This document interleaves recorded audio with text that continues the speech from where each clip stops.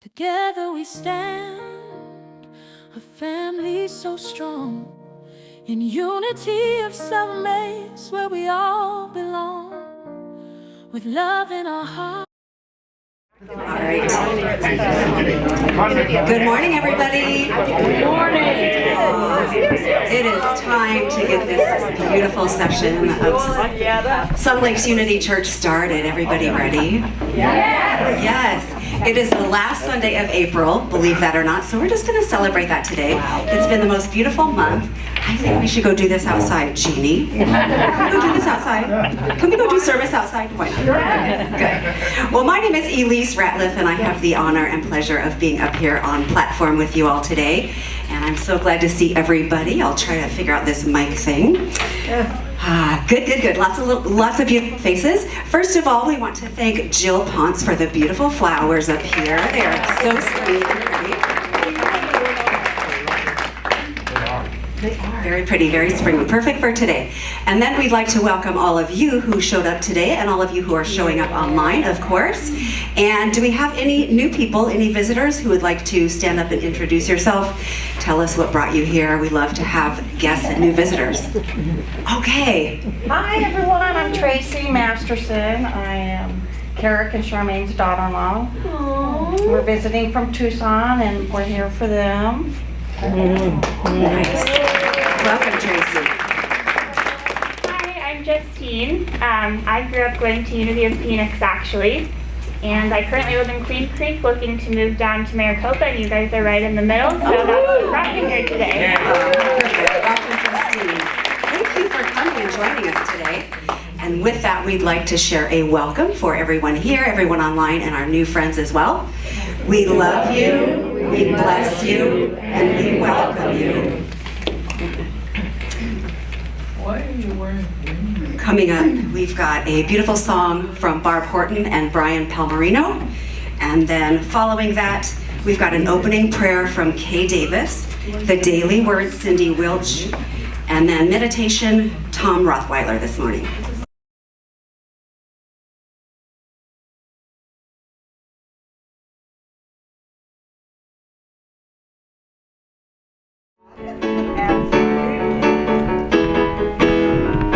Of course, you're welcome to sing along. If you want to move a little too, you can. I relax, let go, release and surrender. I relax, let go, release and surrender.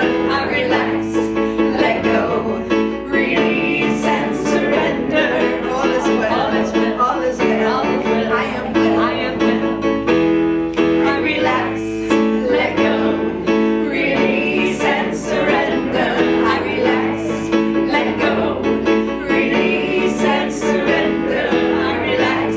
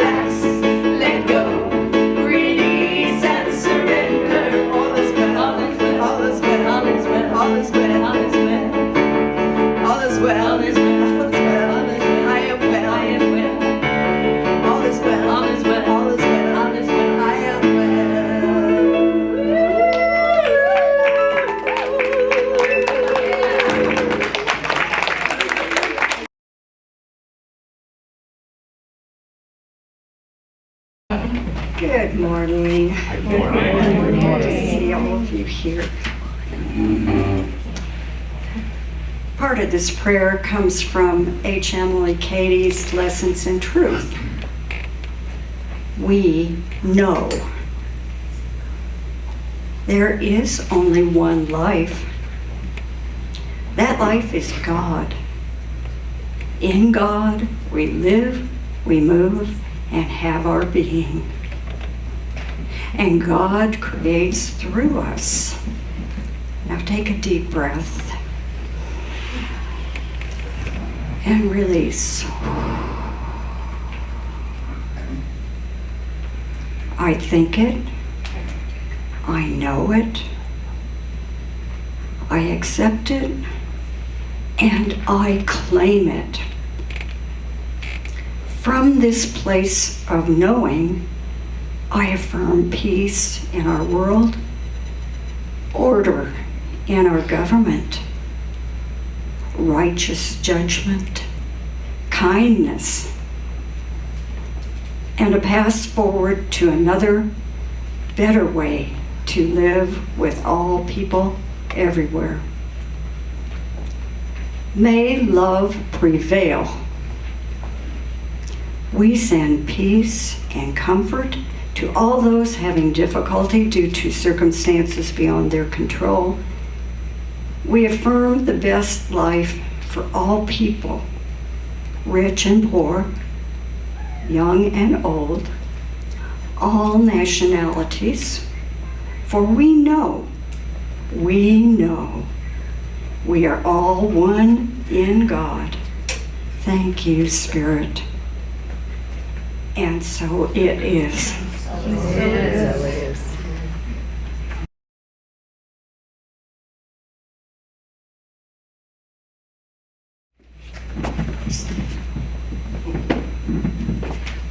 The word today is freedom.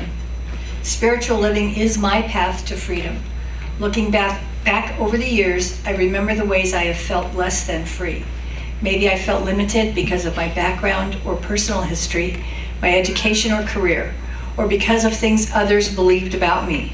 Without even realizing, I may have taken on a limited view of myself and what was possible for my life. But discovering the truth of myself as a spiritual being, a beloved child of God, has healed my heart and freed my soul. My life circumstances are only part of my story. I am so much more than the sum total of my experiences. My freedom lies in God and in my understanding of myself as divine. As I grow in confidence, realizing I can change my life through the power of my thoughts, I grow more free. I shall walk at liberty, for I have sought your precepts. Psalm 119:45. I invite you to just go within, or you can sing along, whatever you choose. Beautiful song by Karen Drucker. You are the heart. You are the hands. You are the voice of spirit on earth, and who you are, and all you do is a blessing to the world.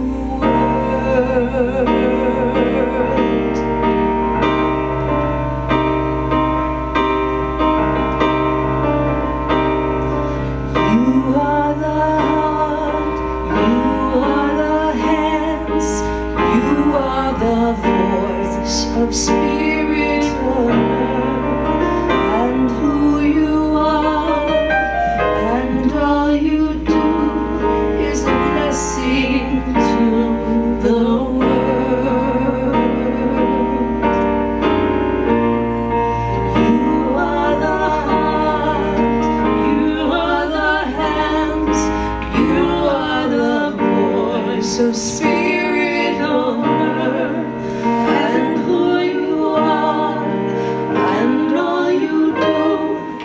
Blessing to the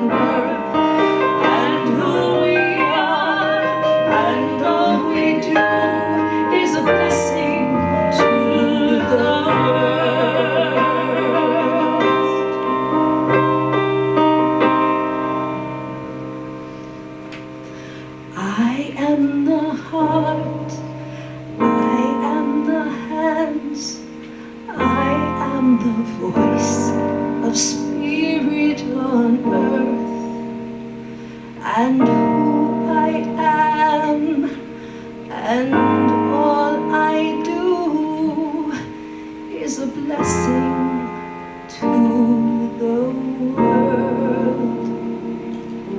I am the heart, I am the hand. Sing it with us. I am the voice of spirit on earth, and who I am and all I do is a blessing to the world. You are the heart, you are the hands, you are the voice, you are the hands, you are the heart, you are the voice, you are the voice of spirit on earth, and who you are and all you do is a blessing to the world. One more time, and let's center again, since we get that little bump in the road, okay? Here we go. We are the heart, we are the hands, we are the voice of spirit on earth, and who we are, and all we do is a blessing to the world.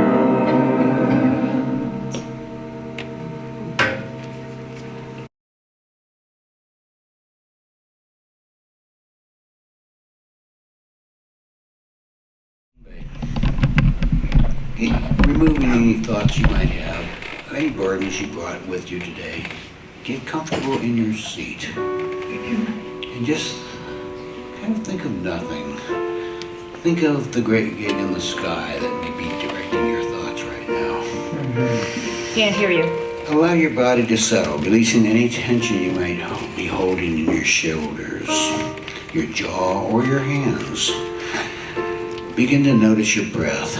Take a deep breath in, hold it for a moment, and then release it. Breathe out. Take another breath in and release it. And hold it and release it. Feel the air entering your body, nourishing you and then leaving, carrying away any stagnation. Bring your awareness to the concept of freedom, emotional and spiritual freedom. What does that mean to you? Allow the word freedom to resonate within you, exploring its meaning without judgment. Imagine a bird taking flight. It soars effortlessly through the vast blue sky. It's unrestricted, unbound, completely free.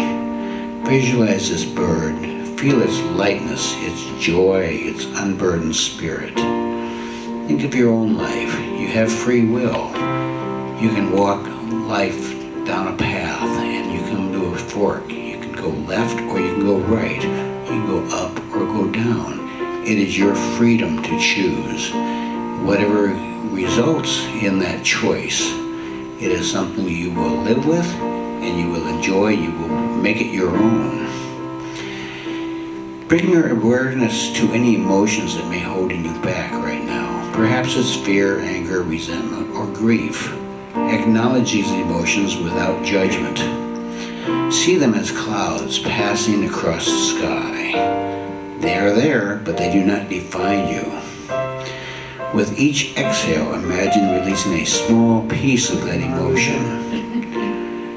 With each exhale, imagine releasing another piece of that emotion until you are free of any emotions that are burdening you that may be in your life.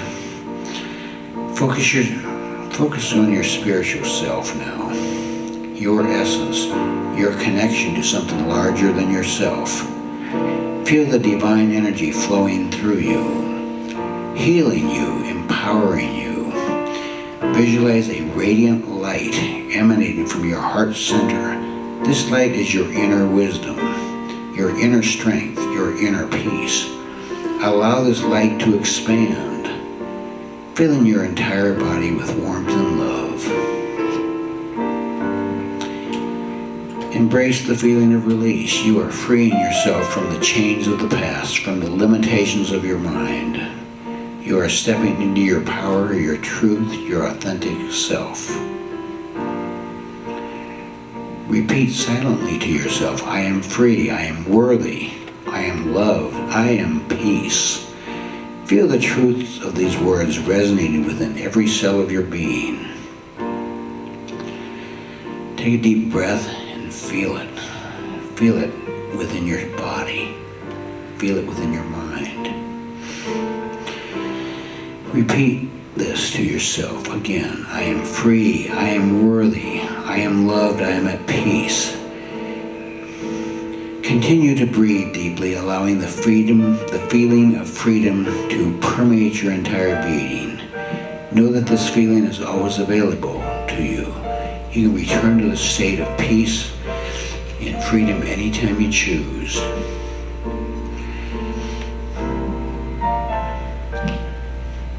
Take these truths into yourself.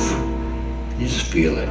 Be at peace. Be really relaxed for a few moments. Bring your awareness back to this room. Take a deep breath. Open your eyes and go on with your life.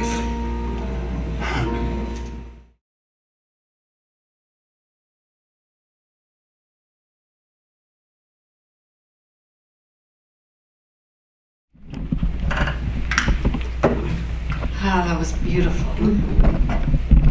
Peaceful.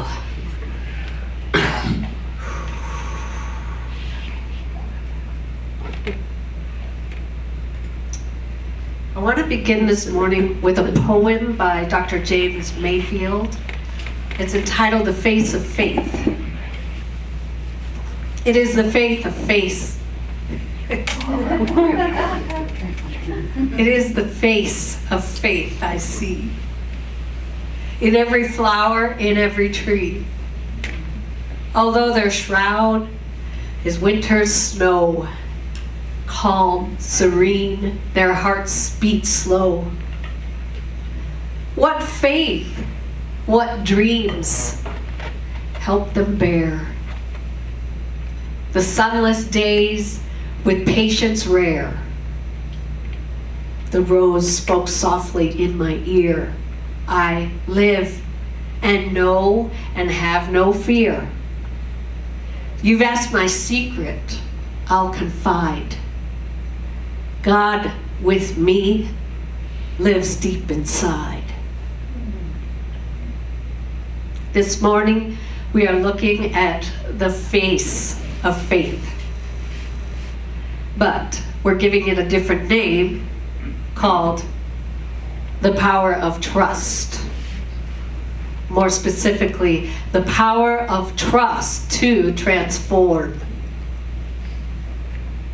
The power of trust to transform that which seems to be hopeless into something that is filled with hope. The power of trust to transform that which seems to be dead into something quite vibrant and alive. Trust what, you might ask? Something we've been talking about all month. Trust the law. Trust God. Yes. But this morning, I want us to explore a very specific kind of trust. And it's called the resurrection principle. As we just completed our Easter celebration, I thought I would dive a little bit deeper into what it means to be resurrected in modern terms. What does it mean to us? Every flower and every tree trusts this principle implicitly. It is the principle that says that even though something appears to die, it doesn't really. But it is the seeming death that allows something more wonderful to come forth. The last verse of the poem tells it all. So I'll say it again. The rose spoke softly in my ear. I live and know and have no fear. You've asked my secret, I'll confide. God with me lives deep inside.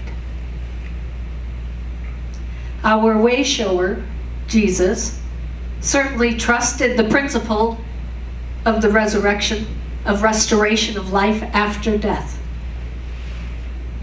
Clearly, he trusted the idea that there would be a resurrection after his crucifixion. Otherwise, he would not have done what he did. And because he did, he was able to rise to a transcendent way of being. But he went deeper than that. And that's where I want us to go today. He trusted the idea that in order to be a restoration of life after death, there had to be a crucifixion. Something had to die for a change to emerge. In order for him to be transformed into a higher vibrational being, the old had to appear to die. And here is a spiritual paradox for us. Because the principle, the resurrection principle, restoration of life after death, says that nothing really dies. The caterpillar appears to die in order for a butterfly to be born. But the caterpillar doesn't die. Sure, it becomes a bunch of goo, and it gets reduced into this blob of DNA inside that cocoon.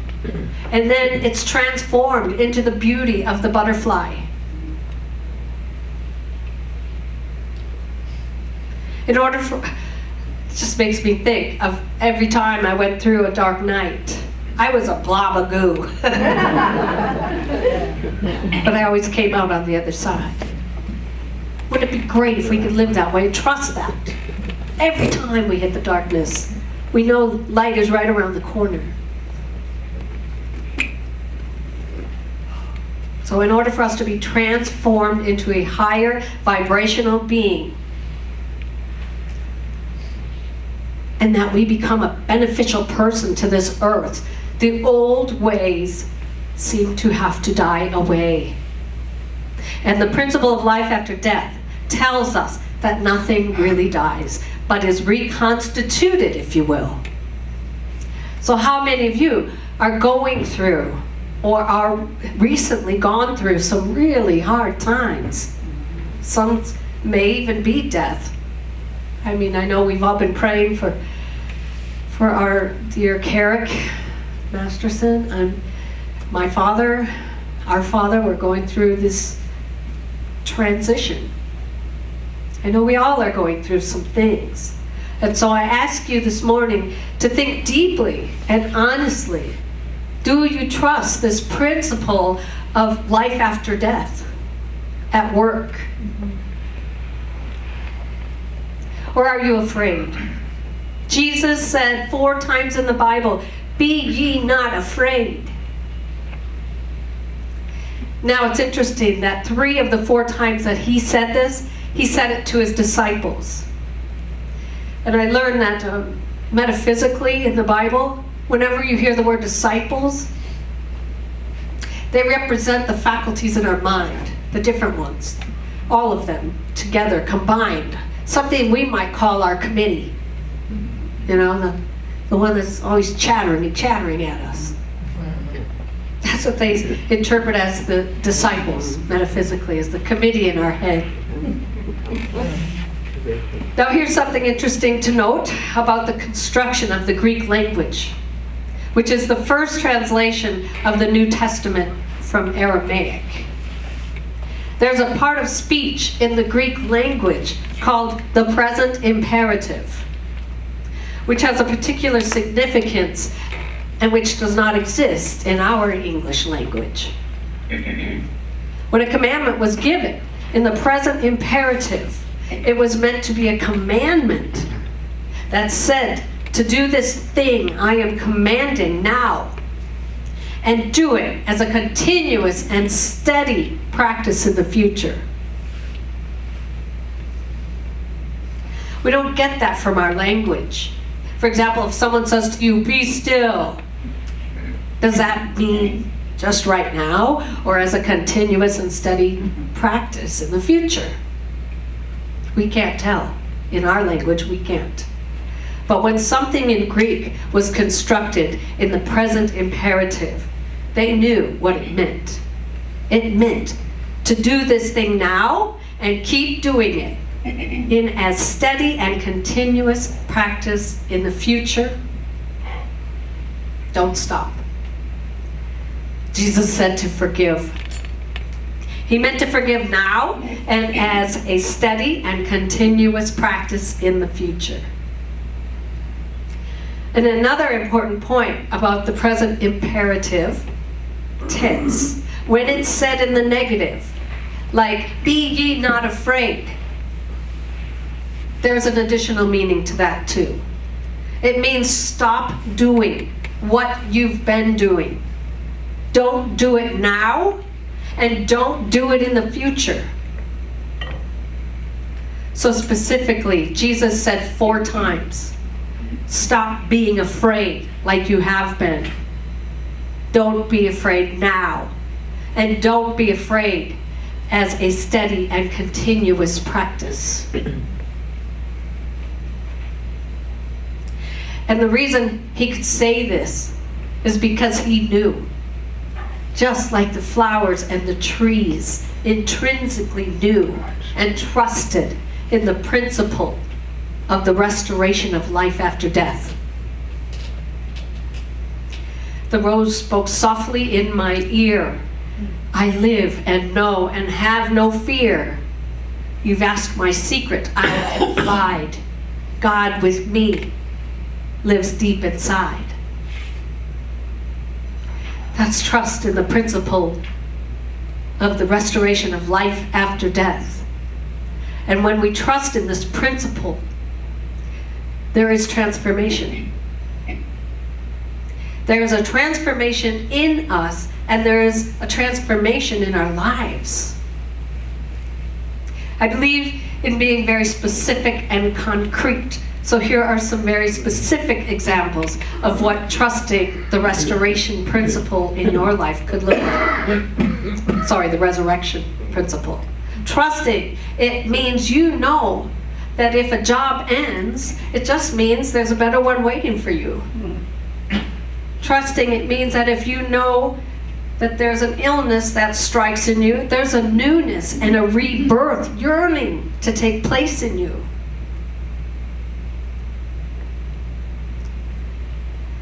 Trusting, it means that if you know if a loved one dies, there is still great love available to you. Trusting, it even means that when you die, you know that your life still flows on with the currents of eternity. So where do you fit on the trust versus fear scale? We all have things going on, and so how are we gonna look at it? With fear or with trust? I was just told my job is being eliminated. Do you think I'm afraid?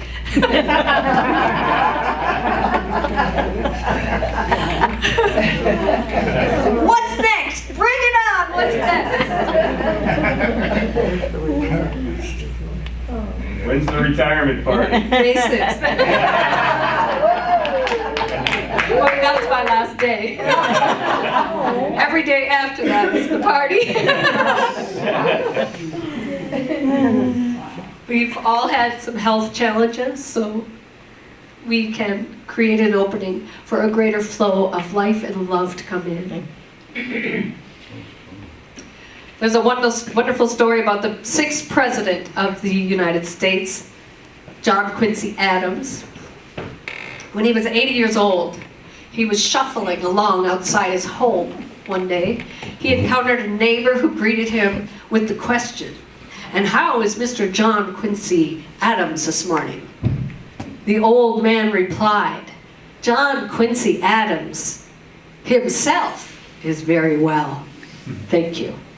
But the home he lives in is sadly dilapidated. It is tottering on its foundations. The walls are badly shaken. The roof is worn. The building trembles and shivers with every wind. And I'm afraid John Quincy Adams will have to move out of it, move on, and change residences before long. But he himself is very well, thank you.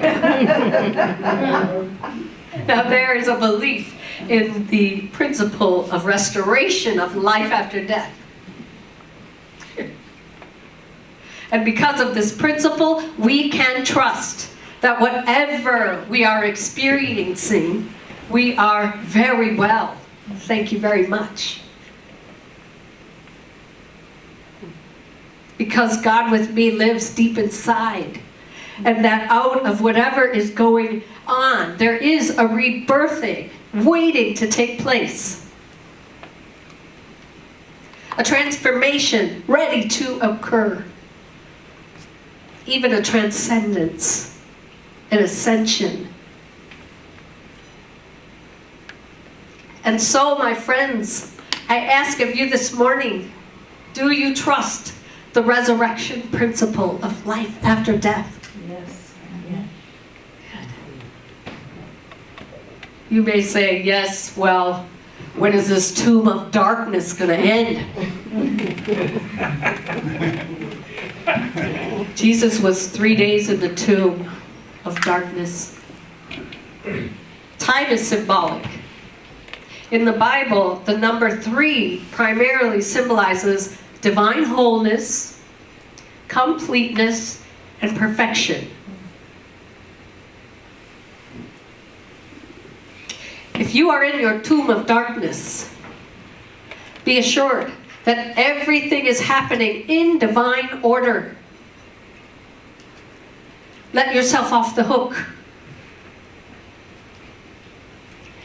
That means that you are not to expect your human self to at all times understand what is happening.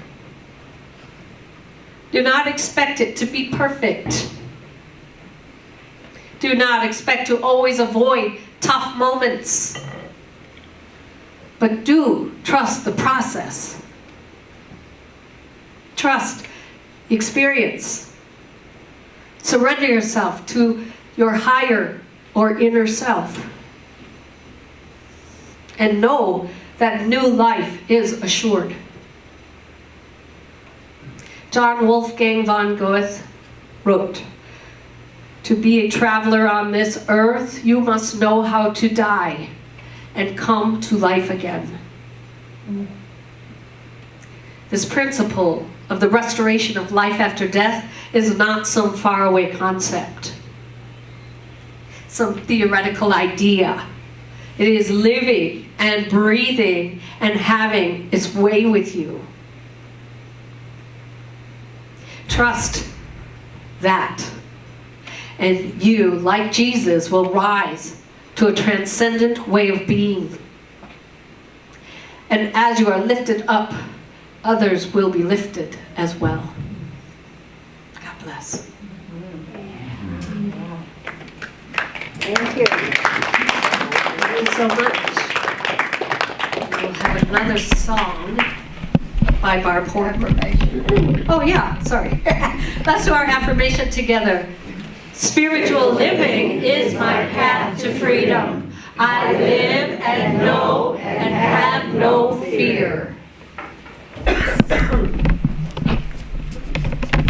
And just for the record, this is really interesting.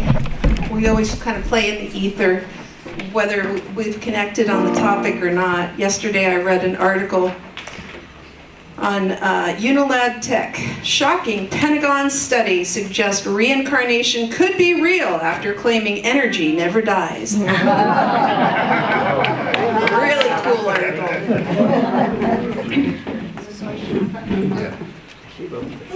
Well, I think you guys took your stuff back. You sure you went there? You find it? You find it? You got it? Yep. Cool.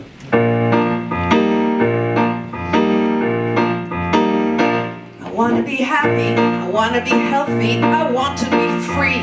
I've got ideas on how to get there, you see.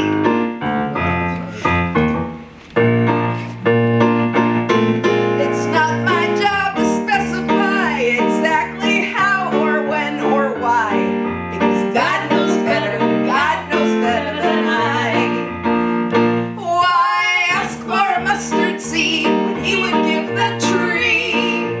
Why ask for a single drop of water when she would give the sea? I now release my heart's desires on wings of faith they fly. Did he die? Oh, God knows better than I. I want to be peaceful, I want to be loving, I want to be me.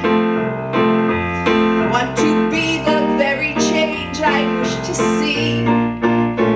If I just serve the higher good of all, I'll have my heart's desire. Why?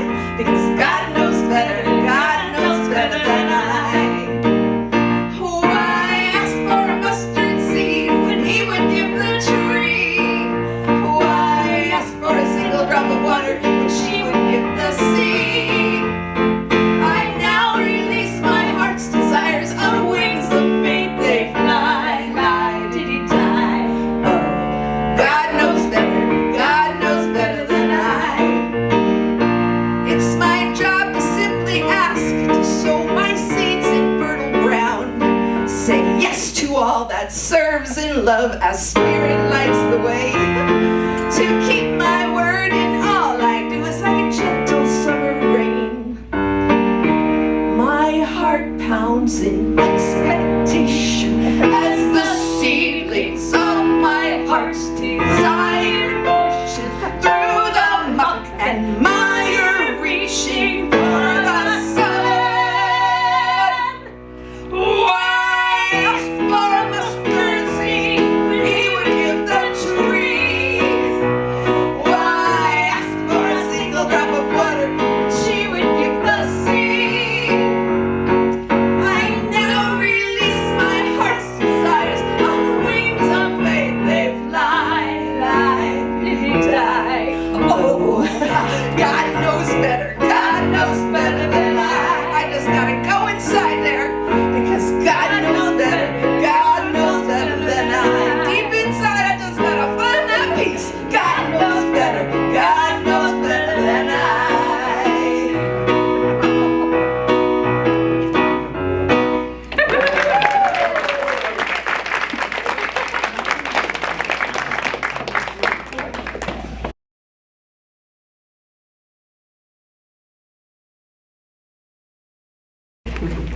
That's a tough act to follow. And now we've got our moment of giving, everybody. So if you feel the need, the urge, not the need, if you feel the desire to give this morning, that would be wonderful. Some people give online, and that is fantastic too. Thank you so much for that. Thank you. Let's say our offering blessing together. Thank you for that little hint. Divine love, richly flowing through me, blesses and multiplies all that I am, all that I have, all that I give, and all that I receive. I am grateful for the blessings of this day. I am grateful for the blessings on the way.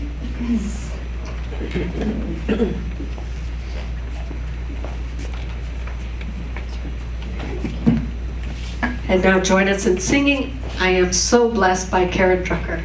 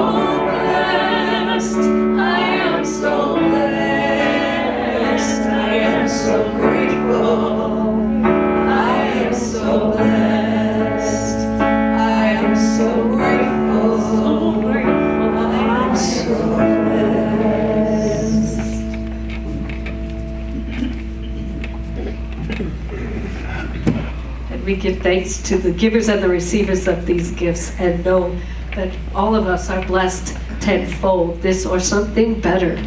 Amen.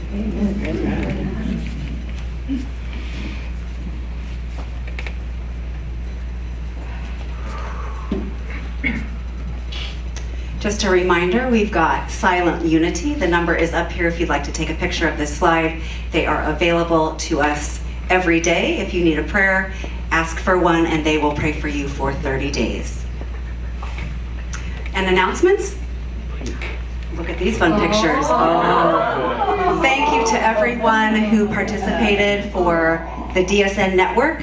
And if anybody else wants to add to that, look at the fun pictures. I see Amy. All right.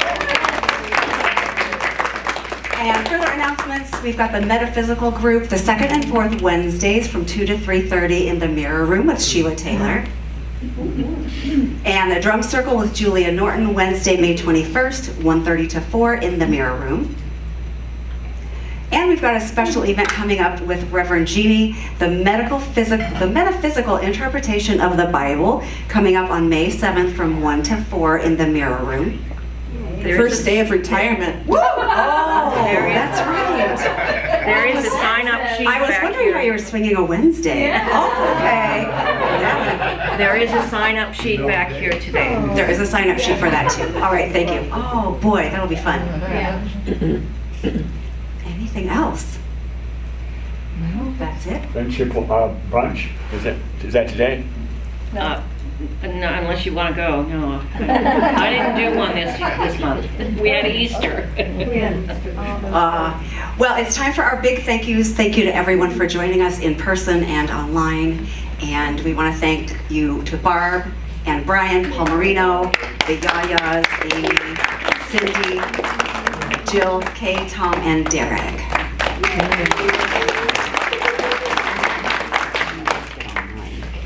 All right, we've got one more song, the peace song.